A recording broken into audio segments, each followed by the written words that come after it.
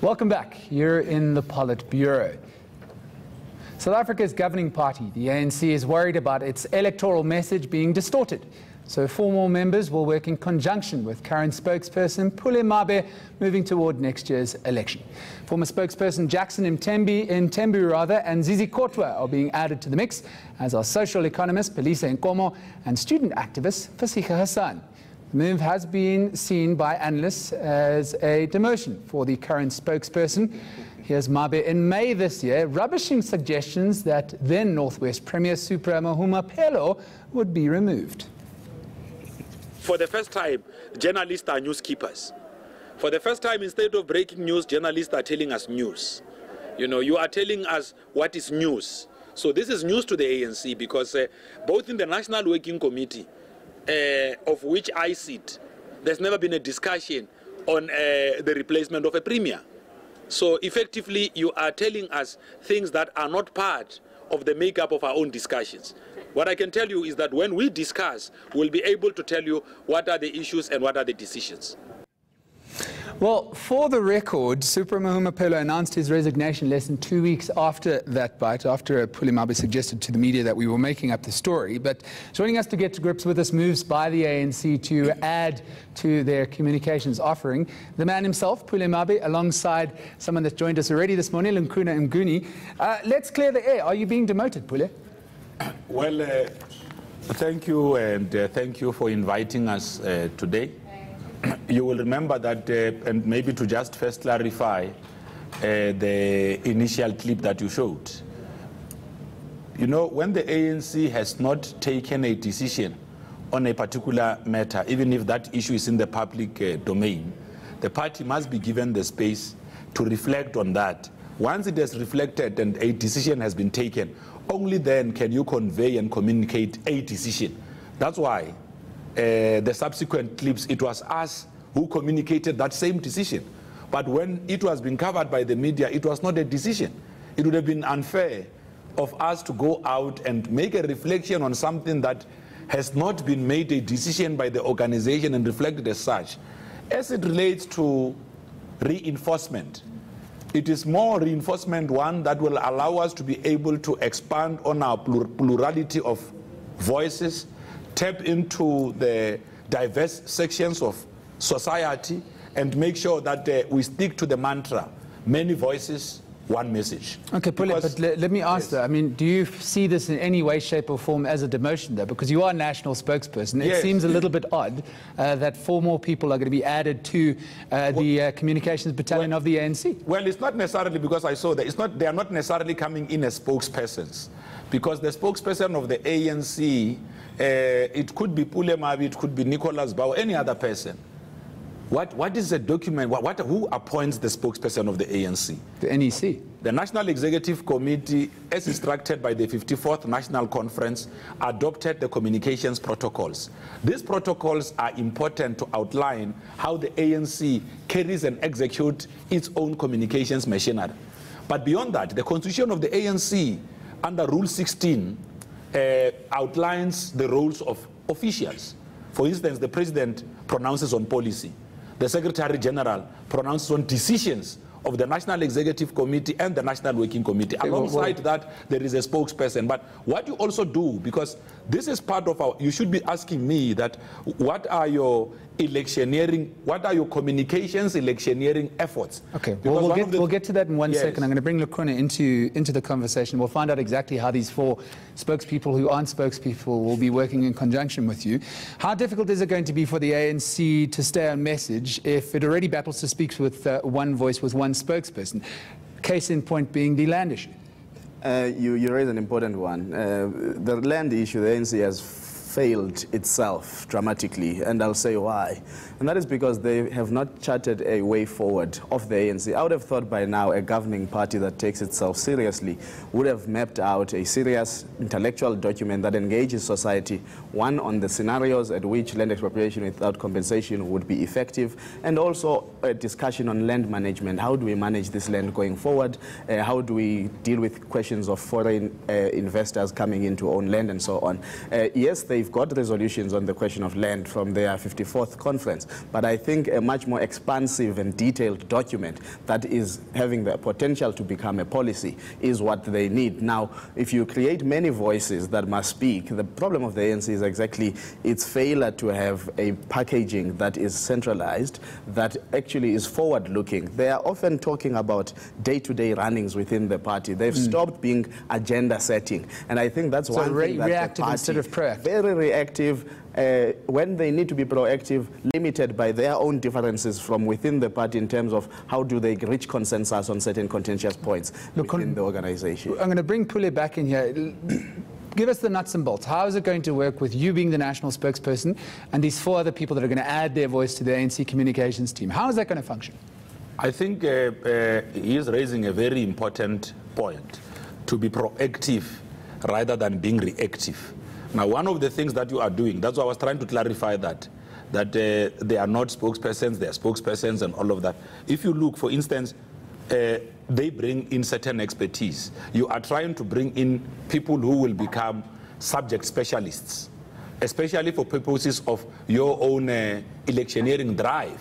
It doesn't necessarily mean that you have suddenly demoted your national spokesperson. You will still have, in real terms, you'll still have one national spokesperson of the ANC. But Pule, I mean, this is how it looks. You've got 2 former spokespeople joining the current spokesperson. Yes. It suggests that perhaps, I mean, you need some help. No. Let me explain. When you bring in 2 spokespersons, because they are part of the communication subcommittee of the ANC. Now, in our own, you see, you are now pushing us to even get into matters of strategy. But in our own communications drive as the African National Congress, we do have something called rapid response teams. These rapid response teams are teams that are brought on as part of your own communications plan going into elections. It means that you will bring people who are subject specialists on numerous and an array of other issues. So that, for instance, on ENCA, you will have specific programs that deal with economics. You'll have specific programs that deal with health issues. We must be able to bring forward, like you do with analysts yourselves, we must be able to bring forward people who are experts in those specific fields, so that it's not a matter of an announcement or just spinning. You also want these people, these credible people that you are bringing, to also be able to carry the message of the ANC, 1, with greater authority, 2, with greater essence of knowledge, themselves having been part of that specific sector. So this is part of what we do it all the time. During an electioneering period, we will bring people who possess certain technical expertise to be able to ramp up, because the message of the ANC must be understood, especially going to this period. I completely understand, Pule. Yes. We're going to come back to the nuts and bolts and perhaps maybe an idea of exactly how this is going to unfold. Yes. But bringing back Likona, is the ANC trying to say too many things to too many people? I mean, I understand you're talking about reinforcing the communication structure and beefing up your message in the roll-up to elections, Pule, but if you try and say too many things to too many people, do you not run the risk of not focusing on your core constituency? Well, the ANC's core constituency is a broad church, so there isn't one single constituency of the ANC. It's part of its weakness, by the way, because it then means you must cater to as many people, as many things, and make promises to everyone, which might lead up to you not acting decisively and quite concretely. So within this framework of a broad church, they do need a multiplicity of voices. Where I don't think I agree with Pule is viewing, I mean, if you say, what is the subject specialist of Jackson Mthembu as is Kodwa, I think that needs probably greater clarification. There are some people that they may have with both Police Nkoma and Fasiha Hassan, you could argue that they're there to speak for women's issues and they're there to speak to young issues. Fasiha was very central on Females Fall, and she's accumulated this wealth of knowledge in terms of that specific issues and issues of higher education and all of that. So I think the other two, they do create a cloud in one way or another on Pule's credibility, because I think another thing that the ANC is struggling with is putting across a set of people whom society resonates with, not only in terms of of the message, but in terms of values that these individuals espoused and their previous conduct over the years, whether through allegations and whatever or not. So there's also a thing of, do these four people bring the necessary credibility at a values level for the ANC, and is society going to see them different? And of course, you can still clarify the message through these 5 now spokespeople of the ANC and still have problems within leadership at the decision-making processes in the provinces, in the regions, which in one of the surveys that have come out is that even ANC members, about 52% of them, are worried about leadership issues seemingly not being resolved. And you need those two to be part of the ANC's thinking towards the election. I'm going to give Mthembu a last word here. It is something that still needs to be ironed out, the details of which, but has this plan got the buy-in from senior structures of the ANC? Is it a Secretary General sanctioned move? Is it a move from the President? Has it been approved by the National Working Committee? Well, what I can say, and I think that he's raising quite critical issues. One of the things that you did, before I answer the sanctioning and all of that, one of the things that you do is when you go into an electioneering period, you try and tap into the different experience that your own cadreship bring forward. For instance, Comrade Zizi and Comrade Jackson are both former spokespersons. You will find that their role will be more at a level of strategy. What are the past experiences? Because the issues we deal with in the ANC are almost are common issues. You know, how did we deal with health issues if they would have come up in the 2014 elections? What message did we communicate which resonated with society? Now, you are bringing in that experience because there's almost sort of a reservoir of knowledge as well. So you're not bringing it because you want to plug in many voices. No, the centrality of the ANC message is quite critical. But also what is important is almost everyone in the leadership structure of the ANC must be able to stand up and talk to resolutions of the ANC. Because when we send you to an RGC of the ANC, you are going to be the mouthpiece of the ANC at that level. One of the things we are now doing, which I started doing last week, was, actually this week I was in Limpopo, this past week, where we met with communicators from regions and sub-regions.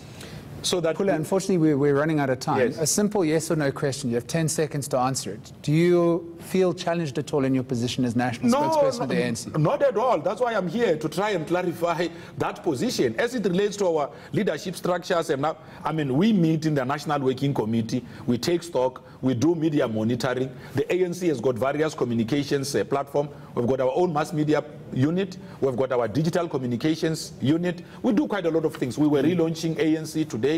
We are going to relaunch this coming When is Friday. it going to be finalized? Last question from you. When is it going to be finalized? When are we going to see this new team in action? How long? Well, once we have gone through all the housekeeping issues, you will start to now, and making sure that everyone who's brought on board also understand the set of protocols that govern and guide how the ANC is supposed to carry forward its messaging as it relates to the resolutions of the 54th National Conference. Thank you very much, Puli. We'll have to leave it at that. That engaging discussion, tough to leave at this stage, but let's chat about what happens when one of the most powerful leaders in the world tweets fake news.